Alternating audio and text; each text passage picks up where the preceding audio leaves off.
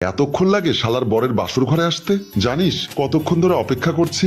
দেখি আর কতক্ষণ লাগে। তুই এখন রাখরে বান্ধবী বলে কলটি কেটে দিলাম। ঘুমটাটা ফেলে একটা নিঃশ্বাস নিলাম। ঘড়ির দিকে তাকিয়ে দেখছি রাত অনেক হয়েছে। না জানি কার সাথে টাঙ্কি মারছে। শুধু শুধু সময় নষ্ট করে কি করব? তার চেয়ে বরের নাম্বারে ফোন দিয়ে ডিস্টার্ব করি। মজাও নেওয়া যাবে, তাকে শায়েস্তাও করা যাবে। বর আমার ফোনের দুটো সিমের একটা নাম্বার জানে, আরেকটারটা জানে না। তারপর উঠে গেলাম, রুমের দরজা বন্ধ করে ফ্যানের সুইচ চেপে দিলাম। তারপর আবারও খাটে এসে বসি। মোবাইলটি হাতে নিয়ে অজানা নাম্বারটি থেকে মুন্নাকে কল দিলাম। সে ফোনটা রিসিভ করতে আমি মিষ্টি করে বললাম, এত নিষ্ঠুর তুমি? হ্যাঁ, আর কতবার তোমাকে প্রপোজ করলে আমার ভালোবাসার ডাকে সাড়া দিবে বলো তো?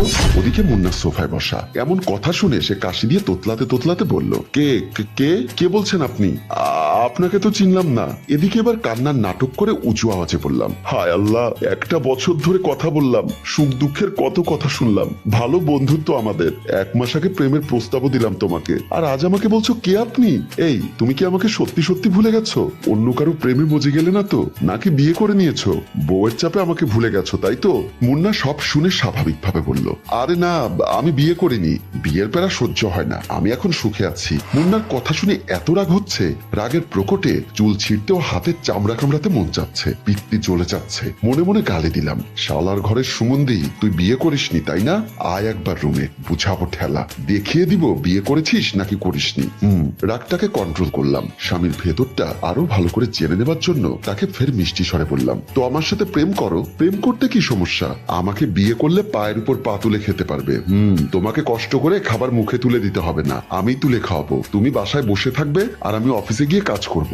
যা উপার্জন করব সেসব শুধু তোমার আর আমার সংসারে লাগাবো। দেখুন, আমি আপনাকে চিনি না, চিনলে হয়তো প্রেম করতাম। আপনি যাকে ফোন দিতে চেয়েছিলেন সে আমি না, ফোন রাখুন। বুঝলাম সে সাধু আছে, কিন্তু এত তাড়াতাড়ি তো সাধু হলে চলবে না। তার ভেতরের সমস্ত দুষ্টু পাকনামিগুলো দেখে ছাড়বো, তারপর ধীরে ধীরে সেগুলো বের করব। এবার তোড়জোড় করে নরম আওয়াজে বললাম, সরি, আসলে আমি ইচ্ছা করে আপনার নাম্বারে ফোন দিয়েছি। আপনাকে আমি চিনি, আমার বান্ধবীর বোনের ভাইয়ের বন্ধুর তার ফুফাতো বোনের বান্ধবীর থেকে নাম্বারটা নিয়েছি। শুনুন, আমি আপনার মতো বিয়েতে বিশ্বাসী না, তবে কারোর সাথে প্রেম হয়ে গেলে তাকে বিয়ে করতে কোনো আপত্তি নেই। একাকিত্ব আর সহ্য হয় না, নিঃসঙ্গতার যে যন্ত্রণা সেটা খুব ভালোভাবে উপলব্ধি করতে পারছি। বলেই যেহেতু ফেলেছি আপনার সাথে প্রেম করব, তো করবই। আমার সাথে প্রেম করলে ঠকবেন না। মুন্না কিছুক্ষণ চুপ রইল, এরপর থেমে থেমে বলল, হ্যাঁ, প্রেম করাই যায়, কিন্তু আমাকে কয়েকটা দিন সময় দিন, তারপর রেজাল্ট জানাবো। মনটা ভালো ছিল না বলে সোফায় বসে আছি, তবু মন ভালো হচ্ছে না। আপনার সাথে কথা বলে মনটা ভালো হয়ে গেছে, রাখি এখন ফোন।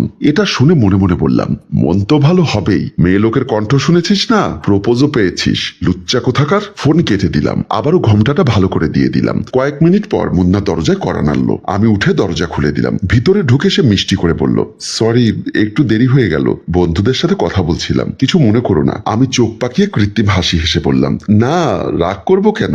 আমি কি রাগ করতে জানি নাকি? বাসর ঘরে বর একটু দেরি করেই আসে, এই তো লক্ষ্মী বউ আমার। আমি যেমন লক্ষ্মী ছেলে, তেমনি লক্ষ্মী একটা মেয়েকে বউ হিসাবে পেয়েছি। এটা বলে সে বিছানায় গিয়ে বসে। সে বসে দীর্ঘ একটা শ্বাস ফেলে ফের বলল, জানো, কখনো কোনো মেয়ের দিকে তাকাইনি, এজন্য মেয়েরা আমাকে খুব পছন্দ করে। বলতো আমার মতো ভালো ছেলে হয় না। এই গুণে কতজন মেয়ের প্রপোজ পেয়েছিলাম জানো? আমি ভ্রু কুচকে বললাম, কতজন? 250 জন মেয়ের। বিশ্বাস করবে না, কত পাগল ছিল তারা আমার জন্য।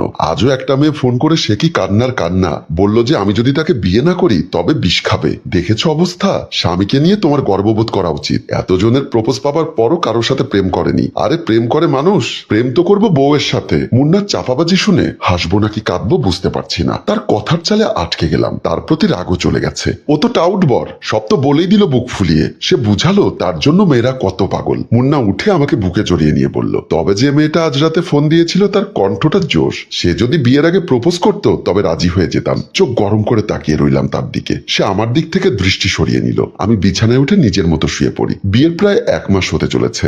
মুন্না, আমি বাবার বাড়িতে যাব, খুব পরাণ পুড়ছে বাড়ির সবার জন্য। না, তুমি গেলে আমি একা হয়ে যাব। আমি কি করব, কাকে নিয়ে থাকবো?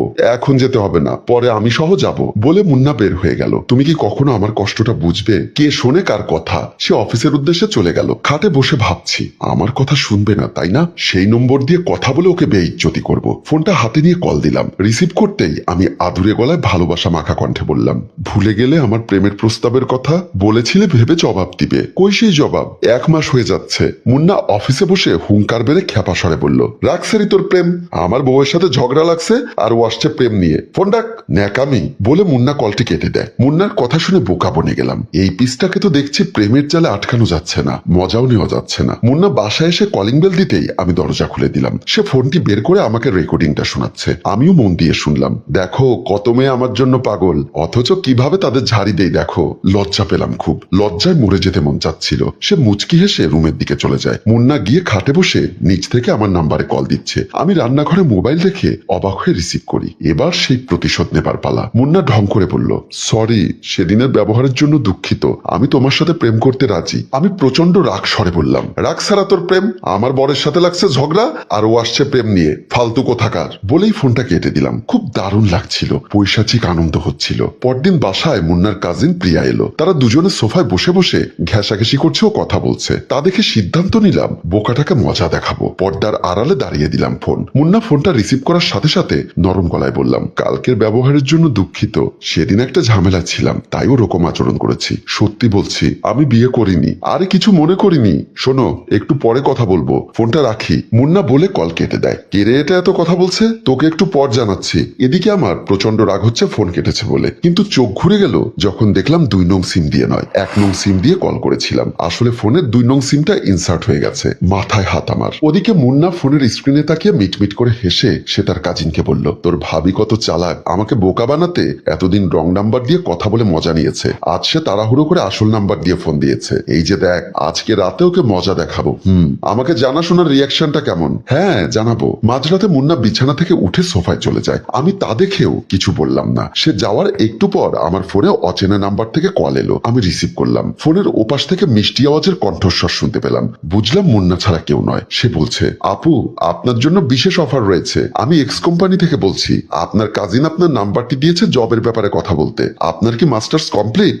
জি, আমাদের কোম্পানিতে জব করলেই আপনি পাবেন লেটেস্ট কোম্পানির আইফোন, আর আপনি মাস শেষে 35,000 টাকা পাবেন। এজন্য আগামীকাল আবেদন করবেন। অবশ্যই অবিবাহিতা হতে হবে। আপনি কি বিবাহিতা? বুঝতে পারলাম মুন্না কিসের জন্য এসব নাটক করছে। আমি যদি এখন বলি বিয়ে করিনি, তবে সে ফোনের রেকর্ডিংটা আমাকে শুনিয়ে মজা নিবে। আমার ফোনের ভয়েস পুরুষের ভয়েসে চেঞ্জ করে বললাম, ওই শালা, তোর ঘরে কি বউ নাই? তোর বউকে এমন অফার দিতে পারিস না? ফোন ডাক শালা। তারপর কলটি কেটে দিলাম। মুন্না যখন রুমে এসে ফোনটি রেখে ওয়াশরুমের দিকে চলে যায়, আমি চুপি চুপি ফোনটি নিয়ে ওর ফোনের রেকর্ডিংটা শুনলাম। শুনে আমি বিছানার উপর ধপাস করে অজ্ঞান হয়ে পড়ে গেলাম। কারণ ফোনটা মুন্না নয়, কোম্পানির এক লোকই দিয়েছিল। আর দুষ্টু মিষ্টি কথার বেড়াজাল দেখিয়ে আমাদের গল্প এখানেই শেষ হয়। সম্মানিত ভিউয়ার্স, কি হতে কি হয়ে গেল। বেশি দুষ্টুমি ও মজা নিতে গিয়ে শেষমেশ ভালো চাকরিটাও চলে গেল। গল্পটির ভাবনায় হাশেম রাজু, পরিচালনায় সাব্বির ও চিত্রগ্রহণ ইফতি হোসেন। গল্পটি ভালো লাগলে লাইক, কমেন্ট ও শেয়ার করে দিন। ধন্যবাদ।